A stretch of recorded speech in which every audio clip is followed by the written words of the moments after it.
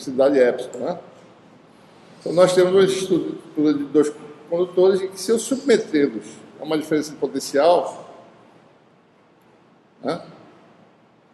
Externamente, eu submeto a diferença de potencial V, eu vou transferir carga de um para o outro, né? Então, eventualmente, um condutor vai ficar positivamente carregado, né?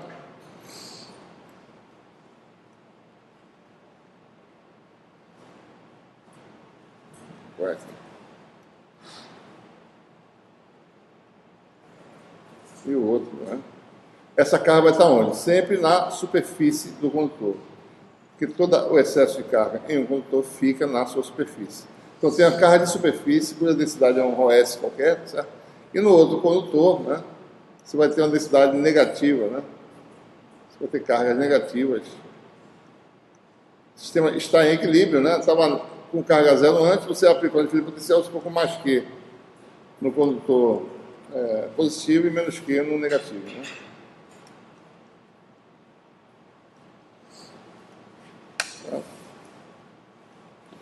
Então, para cada geometria, para cada tipo de meio de imersão, para uma dada diferença potencial, existe uma capacidade de carregamento desse sistema, certo? Ou seja, eu tenho uma situação, eu posso carregar uma quantidade de carga. Numa outra, eu posso carregar, por exemplo, 3 vezes mais carga para a mesma diferença potencial. Então, cada estrutura tem uma capacidade de carregamento diferente. O que mede essa capacidade é o que a gente chama de a capacitância do sistema, certo? Então, nós temos um sistema de 2 eletrodos, por definição, a capacitância, né, seria a quantidade de carga transferida, que é um número positivo, né, a quantidade de carga positiva transferida entre eletrodos, sobre a diferença de potencial entre o eletrodo positivo e o negativo, né? Então, essa é a definição, que a gente chama de capacitância, né? Unidade de capacitância, como vocês estão vendo aí, seria o Coulomb por volts, né? E isso é o que define a unidade de capacitância que é o Farad, né? Símbolo F, certo? Capacitores, tipicamente, vocês encontram no laboratório, tem unidade de microfarad, né? Você obtém um capacitor de 1 farad, uma capacitância de 1 farad, é transferir muita carga, né? Um coulomb de carga é muita coisa, certo? Então, tipicamente, você tem capacitores de microfarad, né? Estourando, você pode chegar em, talvez, milifarad, assim por diante, certo? Mas você tem que ter uma estrutura muito robusta para você poder fazer isso, né? Isso é um parâmetro importante, né? Observe também o que é a nossa definição, né? Nessa definição aqui, nós temos um meio homogêneo, linear, né, e isotrópico, porque a gente está representando o meio por um parâmetro escalar, epsilon. Outra observação, na definição original, tá certo? Nós temos um meio totalmente imerso, os eletrodos totalmente imersos no meio homogêneo. Na prática, isso não acontece, né? Tá? Você não tem um meio infinito que possa envolver os seus eletrodos, certo? A gente vai mostrar já como se conclui isso, certo? Bom, então, um problema típico de eletrostática é determinar essa propriedade aqui, né? Capacitância do estudo de eletrodos, certo? E a gente pode determinar isso resolvendo-se, né, a equação de Laplace. Então, isso aqui a gente vai mostrar agora, que pode ser resolvido, primeiro, resolvendo-se essa equação, né, e a partir daí a gente chega nesse parâmetro aqui. A gente vai ver já um exemplo, certo? Vamos fazer um exemplo aí para ver como isso pode ser feito, né?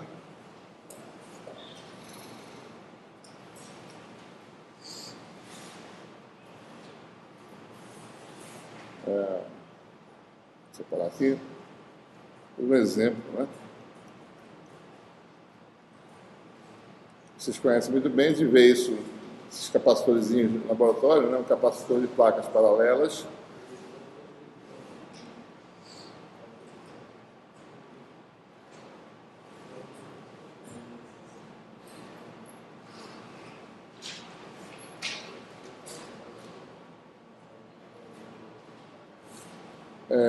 Na prática, é uma estrutura, né? Você tem 2 discos, você pode ter 2 discos aí, tá certo? São duas plaquinhas, né? Tem uma plaquinha de certa espessura. Entre os discos você tem um preenchimento aí de elétrico, certo? Então, esse aqui seria um capacitor aí típico, né? De placas paralelas. Certo? Essa permissividade geralmente é alta. A gente vai ver porquê, tá certo? Mas tipicamente para que o campo não vaze muito para fora do capacitor e não sofra influência da aproximação de objetos, tá certo? Pode evitar isso, tendo aí uma estrutura de alta permissividade, né? Então você tem aqui um eletrodo, um outro eletrodo, né? E um preenchimento de um material isolante com uma permissividade epsilon. Então, tipicamente, essa estrutura tem uma separação de uma área S, digamos assim, certo? A área da placa, né? Observe que esse capacitor está imerso no meio de permissividade epsilon, né? E aqui fora a permissividade é epsilon 0, né?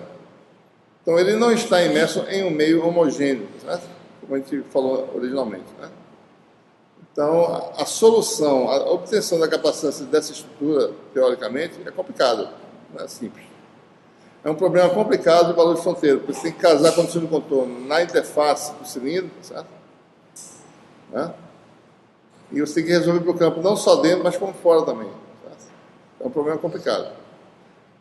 Né? A gente pode resolver aproximadamente, obter essa solução para esse problema, admitindo que essa separação seja pequena em relação às dimensões de cada placa, né?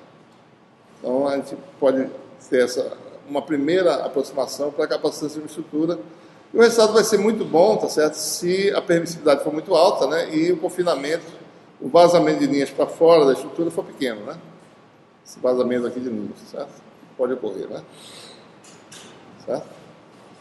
Então, é nesse contexto que a gente pode resolver esse problema de forma simples, certo? Então, a gente pode modelar uma situação idealizada para ter uma primeira ideia de qual seria a capacitância de uma capacitor de tamanho finito. Vamos admitir que você tem aí 2 placas infinitamente extensas, certo? Né?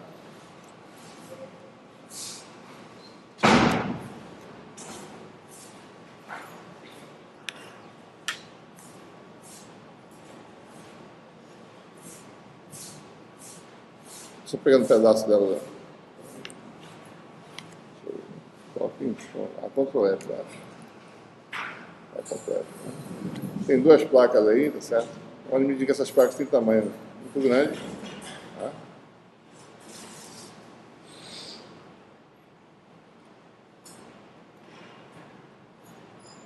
Vou fazer aqui um pouquinho.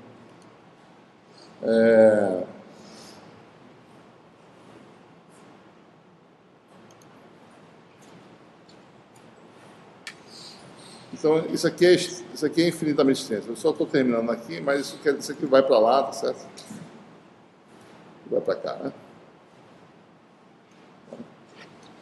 Aqui dentro, você, digamos que tem um meio preenchimento epsilon, né? E eu quero determinar a capacitância dessa estrutura, digamos. É claro que, como se a placa é infinitamente extensa, a capacitância é infinita. Porque se eu aplicar um infinito potencial nessas placas, vou transferir uma carga infinita, porque a área é infinita, né? Certo? Então, o que eu posso determinar é a capacitância por unidade de área dessa estrutura, né?